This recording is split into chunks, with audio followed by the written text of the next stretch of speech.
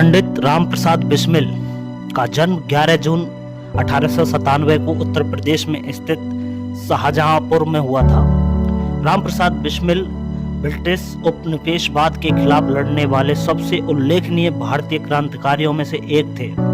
उन्होंने 19 साल की उम्र से ही बिस्मिल नाम से उर्दू और हिंदी में शक्तिशाली देशभक्ति की कविताएं लिखना शुरू कर दी थी।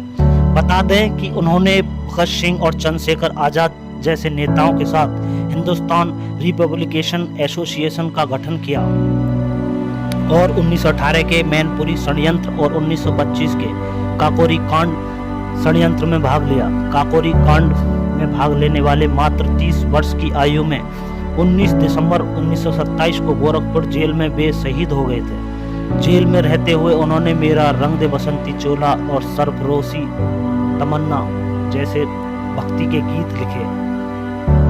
रामप्रसाद बिस्मिल के जीवन से जुड़ी हुई बहुत सारी बातें हमें प्रेरित करती हैं। रामप्रसाद बिस्मिल का जन्म एक नगर पालिका कर्मचारी मुरलीधर और उनकी पत्नी के घर हुआ। उन्होंने घर पर हिंदी और मौलवी से उर्दू सीखी। पिता की आपत्ति के बावजूद उन्हें अंग्रेजी मीडियम के एक स्कूल में भर्ती कराया गया। वे आर्य समाज के सदस्य थे और स्वामी दयानंद सरस्वती की किताबों से प्रेरित थे। धन की कमी के कारण उन्होंने स्कूल छोड़ने के लिए मजबूर होना पड़ा, लेकिन फिर भी उन्होंने कविताएं पढ़ना और लिखना नहीं छोड़ा। जब वे 18 वर्ष के थे तब एक भारतीय राष्ट्रवादी और आर्य समाजी मिशनरी और भाई परमानंद को मौत की सजा सुनाई। इसे देखकर उनके देशभक्ति की भावना जागृत हो गई। परमानंद की मृत्यु दंड को पढ़कर उन्होंने मेरा जन्म शीर्षक से एक हिंदी कविता की रचना की, जिसका उन्होंने अंग्रेजी और बंगाली रचनाओं में भी अनुवाद किया। उन्होंने मातृवेदी नामक एक संस्था बनाई और स्कूल शिक्षक गेंदा लाल दीक्षित से संपर्क किया। वे दोनों क्रांतिकारी विचारों को साझा करते थे और देश के युवाओं को ब्रिटिश सरकार से लड़ने के लिए संगठित करना चाहते थे। इस बीच बिस्मिल ने देशभक्ति और राष्ट्रवाद विषयों के साथ मूल और अनुवादित सभी कार्यों को जनता में वितरित करने के लिए एक प्रकाशन किया। बिस्मिल 1918 के मैनपुरी षड्यंत्र में शामिल थे, जिसमें पुलिस ने बिस्मिल सहित कुछ युवाओं को किताबें बेचते हुए पाया, जिन पर सरकार ने प्रतिबंध लगा दिया। बिस्मिल यमुना नदी में कूदकर गिरफ्तारी से बचे। उन्होंने अहमदाबाद में भारतीय राष्ट्रीय कांग्रेस के 1921 के अधिवेशन में भी भाग लिया।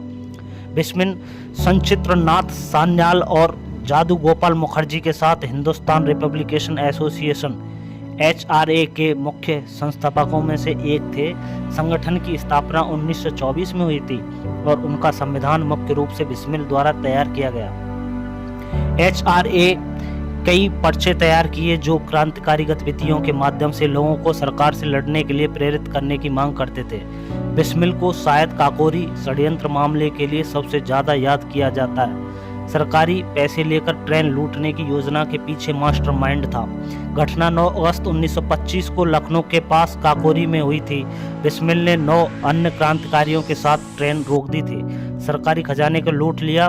कट्टरपंथियों ने साजिश के लिए अर्ध स्वचालित पिस्तौल का इस्तेमाल किया और घटना में दुर्घटनावश एक यात्री की मौत हो गई, जिसने हत्या का मामला बना दिया। बिस्मिल के अलावा ट्रेन डकैती में शामिल कुछ अन्य लोग असलाफ उल्ला खां, चंद्रशेखर आजाद, राजेंद्र लाहिड़ी, मनमथ नाथ गुप्ता थे, जिनके बाद ब्रिटिश सरकार क्रांतिकारियों पर भारी पड़ गई और काकोरी षड्यंत्र मामले के संबंध में 40 से अधिक लोगों को गिरफ्तार किया गया। हालांकि जो लोग इससे संबंधित नहीं थे उन्हें सुनवाई के बाद छोड़ दिया गया। इस पूरे मामले में 18 महीने तक कानूनी प्रक्रिया चली, जिसके बाद बिस्मिल, लाहिड़ी खान और ठाकुर रोशन सिंह की मौत हो गई। कुछ अन्य को पोर्ट ब्लेयर के सोलर जेल में भेज दिया गया, जबकि अन्य को अलग अलग अवधि के लिए जेल भेज दिया गया। यह थी रामप्रसाद बिस्मिल की एक अनसुनी दास्तां। बहुत कुछ सीखने को मिलता है ऐसे महापुरुषों से। जय हिंद, जय भारत।